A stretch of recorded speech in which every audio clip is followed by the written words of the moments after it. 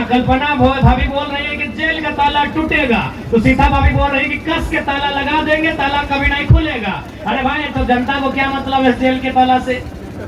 नलिन सोरेन जी को भी मालूम है और सीता सोरेन जी को भी मालूम है। तो इनको चिल्लाने दीजिए ना, क्या होगा लास्ट में? वोट तो हम ही को देंगे, जात के नेता है, आखिर कहाँ देंगे वोट? ठीक है, जात के नेता को दीजिए, लेकिन रोटेट सुनते थे कि भाई भाई में मुकाबला भय हलाए, अब दियो गोत्री में मुकाबला भय रहा। एक दने कल्पना भोजी, एक दने सीता भोजी। ये बिल्लियां बांटती हैं कि इस घर का दूध मुझे पीना है, इस घर का दूध मुझे पीना है। अरे हम तो ठहरे पारसनाथ के टाइगर, जहाँ कदम रखेंगे कछार वहाँ बढ़ा लेंगे। तो चलिए, हमारे दादा कुछ कह रहे थे कि बहुत सारे लोग हैं जो चाहते हैं कि हम टाइगर जयराम महतो दुमका की सरजमी में कदम ना रखे, तो हम उनको स्पष्ट संदेश देंगे कि ये हिस्सा और ये क्षेत्र बांटने का जो सिस्टम है ये बिल्लियों का होता है। ये बिल्लियां बांटती हैं कि इस घर का दूध मुझे पीना है, इस घर का दूध मुझे पीना है। अरे हम तो ठहरे पारसनाथ के टाइगर, जहाँ कदम रखेंगे कछार वहाँ बढ़ा लेंगे। तो इसलिए जो लोग सोच रहे थे गलतफहमी में है। तो चलिए हम लोग अपनी बात को शुरू करते हैं कि आखिर हमें आज खासकर हमारी माताएं बहनें, हमारी जो माताएं हैं, नारी शक्ति है, आप बिल्कुल बहुत करीब से देखिए हमारे इस चेहरे को, हम लोग की शारीरिक बनावट को देखिए और हमारी उम्र को परखने का प्रयास कीजिए कि हमारी उम्र क्या हो रही है। हमने अगर उम्र कितना व्यवस्था नहीं पूछा के चर्चा करिए तो नहीं, मात्र 29 साल की किधर रखी हमने। बताओ, नेता के मतलब की नेता के माने टेनिस कुर्ता पहने वाला, नेता माने चश्मा पहने वाला, नेता माने बढ़िया जूता पहने वाला, नेता यानी बढ़िया कुर्ता पहने वाला, नेता यानी धोती या टेनिस पहने वाला। देख ले, वो टी शर्ट पहन के गंजी पहन के नेता बन के आलियो, यानी हमने नया लीडरशिप लेके आलियो। कहे कि हमने के भी विश्वास ना हल कि हमने लोकसभा के चुनाव लड़वे, आज जनता इतना अच्छा हमने की कोऑपरेट करता है, इतना अच्छा समर्थन करता है। तो कारण हटे है कि अभी तक हमने जितना नेता के वोट कर ला, वो अपनी ऐसा बात नहीं कि काम नहीं कर ले, कुछ काम कर ला, लेकिन ज्यादा काम अपन परिवार के खातिर कर। अब ये देख ले, जितना भी दियो प्रत्याशी हो, नलिन सोरेन प्रत्याशी हो, एक दिखे हम पहले कह लगे संभाल के तो बातें नहीं माना।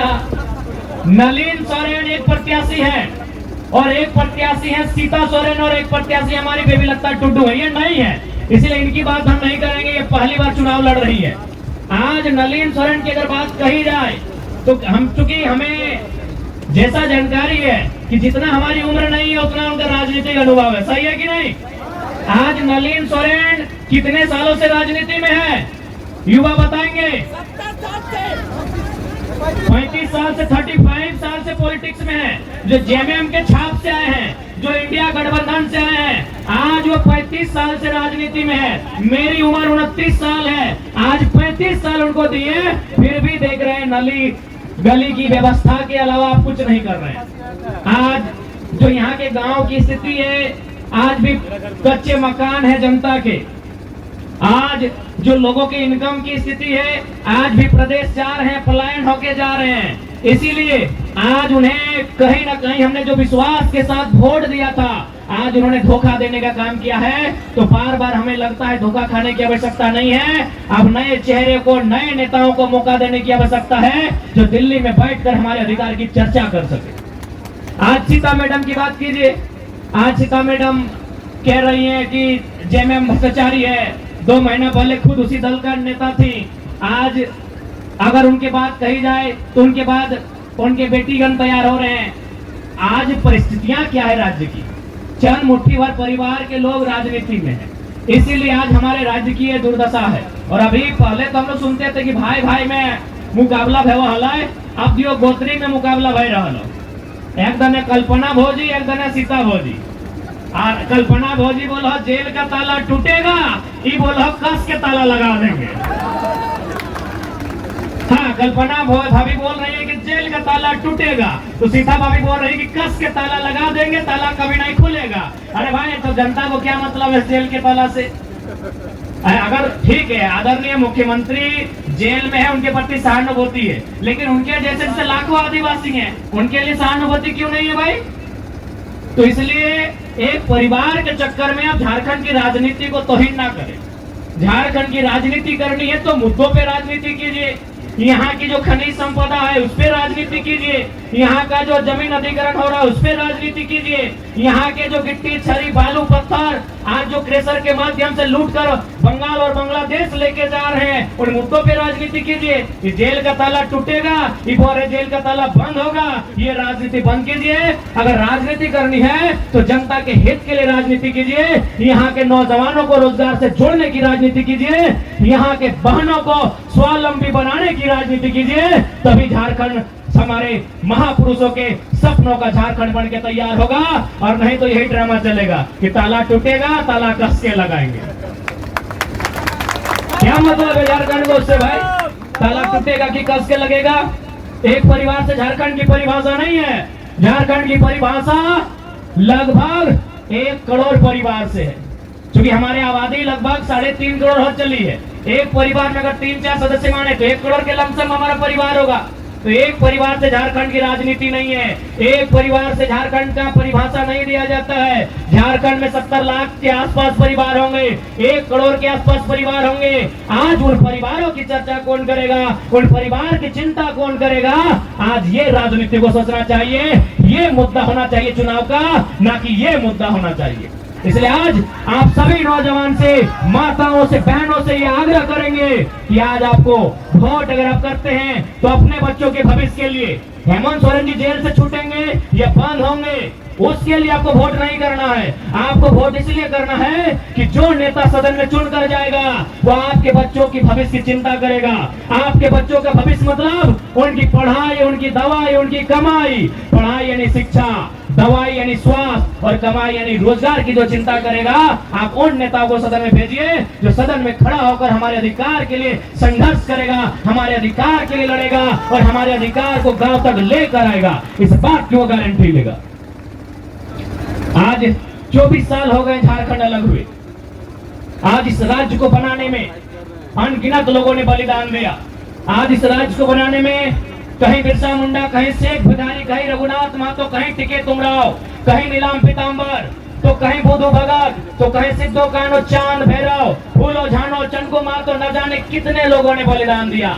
आज ये मिट्टी, तो उसके बाद जयपाल सिंह मुंडा, विनोद बिहारी महतो, निर्मल महतो, दिसम गुरु, शिबू सोरेन, कॉमरेड एक रॉय, न जाने कितने लोगों का कारवां चला, तब जाके ये झारखंड राज्य अलग हुआ। लेकिन आज बताइए अलग झारखंड राज्य की तस्वीर क्या है? आज अलग झारखंड राज्य की तकदीर क्या है? ये आपके सामने है। आज हमारे गांव के नौजवान पढ़ने लिखने के बाद प्रदेश पलायन कर जा रहे हैं। ये तस्वीर नहीं होनी चाहिए झारखंड राज्य की। आज हमारे रिजवाना ने सही कहा कि एक माँ खुशी खुशी और दुख में भी, दुख और खुशी के साथ अपने बेटे को तैयार करती है कि जाओ तुम पलायन करो, जाओ तुम प्रदेश। खुशी इस बात की कि 2 पैसा कमाओगे और दुख इस बात का कि अपने बच्चे को जिस लाडो लाड से परवरिश किया था आज उस बच्चे को अपने आंखों से दूर भेज रही है। यानी एक माँ विवश है, एक माँ विवशता के साथ अपने बेटे को कह रही है तुम बंबई जाओ, 2 पैसे कमा के आओ। उस कमाई से हमारी बहन की, हमारी बेटी की विदाई होगी, उस कमाई से तुम्हारे बाप की तबाही होगी। आज ये तस्वीर हमारे राज्य की है।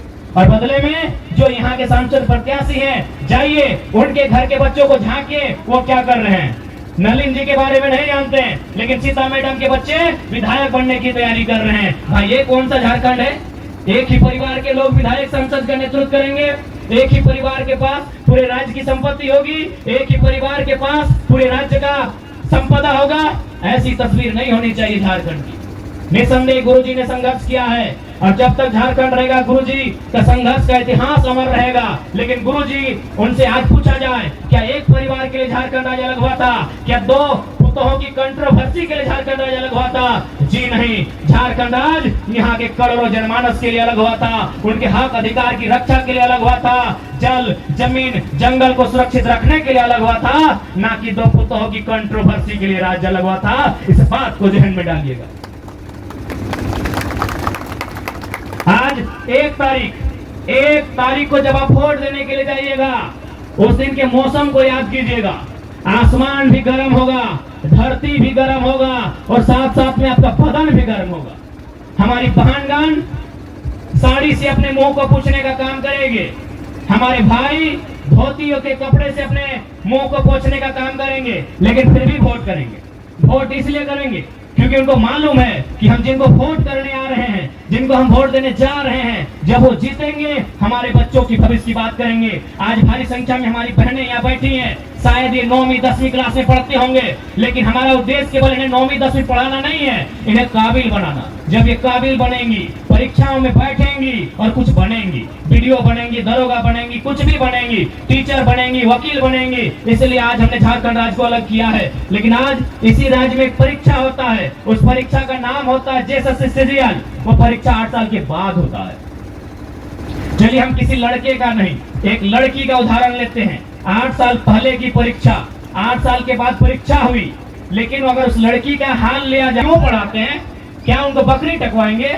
उनसे छगरी का गोरखी करवाएंगे? क्या कराएंगे उनसे? बताइए। उनसे झाड़ू पोछा करवाएंगे? क्या करेंगे? बताइए। क्यों पढ़ा रहे हैं अपने बच्चों को? हमारे जितनी माएँ हैं बताइए, हमारे जितने अंग चाचा है, हमारे जेठा है, मौसा मामा है, बताइए क्यों पढ़ा रहे हैं अपने बच्चों को? इसीलिए पढ़ा रहे हैं कि पढ़ने लिखने के बाद एक फॉर्म भरेगा, एक परीक्षा में बैठेगा, परीक्षा को पास करके वीडियो सीओ दरोगा बनेगा। इसीलिए ना पढ़ा रहे हैं, कुछ बढ़िया करेगा इसीलिए ना पढ़ा रहे हैं। तो ये सरकार क्या कर रही है मालूम है? आज जो ये लोग ड्रामा कर रहे हैं, जेल का ताला टूटेगा और परीक्षा कैंसिल होगा, तब कहने बोलते हैं कि जेल का ताला खुलेगा, चोरी करने वाले जेल में घुसेगा। कहने बोलते हैं, कहने बोलते हैं भाई कि जेल का ताला खोलेंगे, गड़बड़ी करने वालों को जेल में ठूरेंगे। कहने बोलते हैं, केवल ड्रामा कर रहे हैं, आपकी भावनाओं से खेल रहे हैं। मैं आदिवासी परिवार से कहूंगा, आज माननीय हेमंत सोरेन कहाँ के हैं क्या आपको मालूम है? ये रामगढ़ से हैं। यानी दुमका के बाद आता है जामताड़ा, जामताड़ा के बाद आता है धनबाद, धनबाद के बाद आता है बोकारो, बोकारो के बाद आता है रामगढ़। आज वहां से चलकर दुमका में अपनी धाक बना के बैठे हैं। एक परिवार का पूरा वर्चस्व चल रहा है। हम बार बार कह रहे हैं, गुरु जी का सम्मान कर रहे हैं, लेकिन इससे तात्पर्य ये नहीं कि उनकी पीढ़ी दर पीढ़ी दर पीढ़ी विधायक बनेगी और हम लोग पलायन होकर प्रदेश जाएंगे, हम लोग घास झेलेंगे। ये कहीं गुरु जी का भी सपना नहीं था। नहीं, आप ही बताइए। अगर आप नहीं जानते तो जानिए कि आज कहाँ के हैं हेमंत सोरेन। वो रामगढ़ जिला के हैं, नेमरा गांव के हैं, जो बंगाल बॉर्डर से सटा है। बोकारो, धनबाद, जामताड़ा, दुमका, यहाँ आके वो लोग ठाट से रहते हैं। यहाँ आके अपने परिवार के आधा दर्जन लोगों को विधायक बना दिए और 20 साल बाद आधा दर्जन लोगों को बनाएंगे। आपको क्या मिला बताइए? आपको अच्छा मकान तक नहीं मिला, आपको अच्छा दुकान तक नहीं मिला। इसलिए ये मत देखिए आपके जात का नेता है, आपके समाज का नेता है। नेता चूंकि जब मुसीबत में आएंगे, जब आपका बच्चा बीमार होगा, जात वाले लोग काम नहीं आएंगे। जब आपका बच्चा बीमार होगा, जब आपका बच्चा हताश निराश होगा, तब एक अच्छा व्यक्ति काम आएगा, चाहे वो किसी जात का है। इसलिए दुर्भाग्य की बात है। और मैं तमाम युवाओं से कहूंगा, राजनीति को परिवारवाद से हटाइए, नहीं तो इसी तरह इनको मालूम है, नलिन सोरेन जी को भी मालूम है और सीता सोरेन जी को भी मालूम है, तो इनको चिल्लाने दीजिए ना, क्या होगा? लास्ट में वोट तो हम ही को देंगे, जात के नेता है। आखिर कहां देंगे वोट? ठीक है, जात के नेता को दीजिए, लेकिन रोटेट कीजिए, रोटेट कीजिए। कभी उसको अपना मसीहा मत बनाइए, रोटेट कीजिए। अगर गलत कर रहे हैं उनको सत्ता से उतारिए, अगर आपके बच्चों की बात नहीं कर रहे हैं उनको वोट मत दीजिए। जात का मतलब एक परिवार नहीं होता है।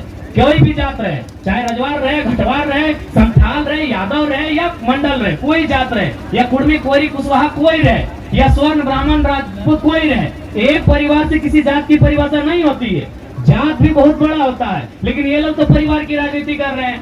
अगर जात की ही राजनीति करना था, संथाल समाज का ही अगर विकास करना था, तो बसंत सोरेन में क्या योग्यता है मंत्री बनाए? किसी बुद्धू सोरेन को बनाते।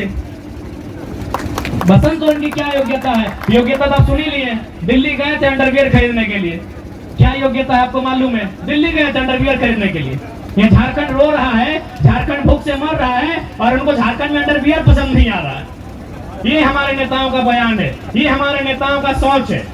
बताइए, यहाँ हम लोग को रोटी नहीं मिल रहा है, हमको यहाँ अच्छा पानी नहीं मिल रहा है और साहब को अपना कपड़ा खरीदने के लिए दिल्ली जाना पड़ता है। ये हमारे झारखंड की तस्वीर है और फिर भी हम उनको वोट करते हैं। इसीलिए अगर उनको संथाल समाज की चिंता होती तो बरहेट मुख्यमंत्री का दुमका से किसी अन्य संथाल भाई को चुनाव लड़ाते, किसी गरीब को लड़ाते, एक पढ़े लिखे तेज तरह संथाल को लड़ाते, बेबी लता टुडू जैसे महिलाओं को लड़ाते। लेकिन ये केवल और केवल परिवार की पॉलिटिक्स हो रही है। इसलिए आज हम स्पष्ट कहना चाहेंगे, झारखंड की तस्वीर को बदलना है तो नए नौजवानों को आगे आने का मौका दीजिए, उनको वोट कीजिए, उनका हौसला अफजाई कीजिए, उनकी पीठ थपथपाइए, उनके साथ चलिए, उनके साथ कदम से कदम मिला के चलिए, तभी ये राज्य बदलेगा। और नहीं तो कभी एनडीए, कभी इंडिया, और इसी तरह झारखंड राज्य रूढ़ हकता रहेगा। आज यही दशा हमारे राज्य की है। बहुत दुख लगता है, बहुत तकलीफ लगता है। 29 साल का लड़का है, हम लोग को बिल्कुल राजनीति की इच्छा नहीं थी। 29 साल में क्या करेंगे भाई राजनीति? 29 साल खेलने कूदने का, अपना दुनिया घूमने का उम्र था। लेकिन आज हम लोग राजनीति में आए इन्हीं के कारण कि आज इन लोगों ने हमें ठगने का काम किया है, हमें छलने का काम किया है। हमने कहा नियोजन नीति बनाई है, इन्होंने नियोजन नीति बना दिया। हमने कहा झारखंड के लिए नियोजन नीति बनाई है, इन्होंने अपने परिवार के लिए नियोजन नीति बना दिया कि गुरु जी के बाद हेमंत और हेमंत के बाद कल्पना और कल्पना के बाद उनका बेटा। बन गया नियोजन नीति, बन गया है, आपको नहीं मालूम?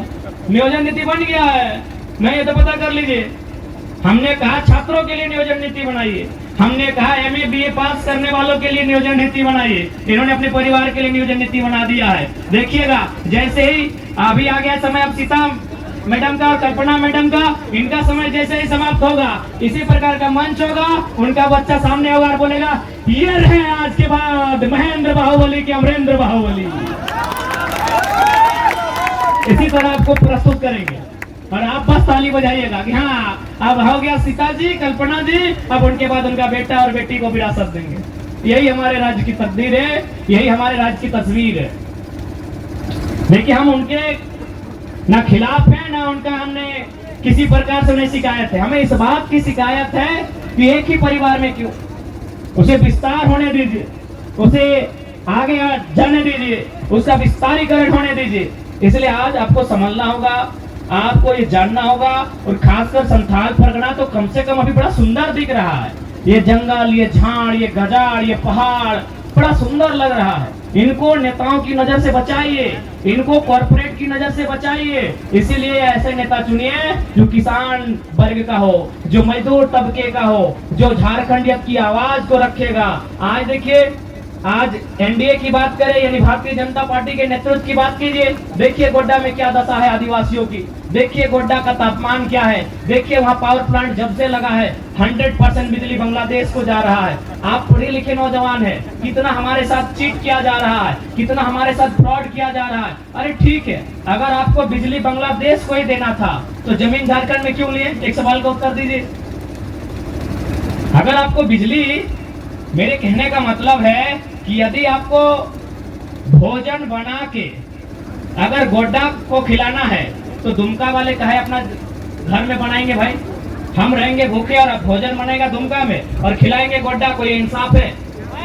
अभी बताइए कि हम सब्जी काटेंगे, हम चावल बनाएंगे, हम पूड़ी बनाएंगे, हम और बनने के बाद उसे भर के ले जाएंगे साहेबगंज, बनने के बाद उसे ले जाएंगे जामताड़ा और बना है दुमका में, इतनी बात है। तो ठीक उसी प्रकार बिजली तैयार हुआ है गोड्डा में, बांग्लादेश जाएगा तो गोड्डा में अंधेरा क्यों रहेगा भाई? जमीन आप हमसे क्यों लिए?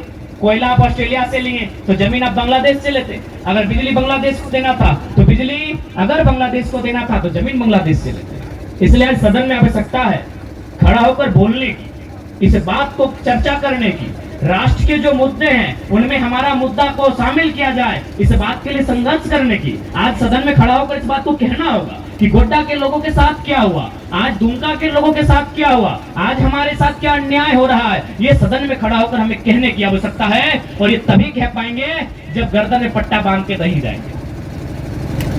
हम सीना ठोंककर झारखंड के मुद्दों को सदन में तभी रख पाएंगे जब गर्दन में पट्टा बांध के नहीं जाएंगे। पट्टा बांध के नहीं जाएंगे मतलब वो जो दिल्ली वाले पार्टी है उनका गुलामी बन के नहीं जाएंगे। आज एक बात बताइए, ऐसा नहीं हमारे पास 14 सांसद हैं लेकिन मुद्दों पे बात काहे नहीं करते?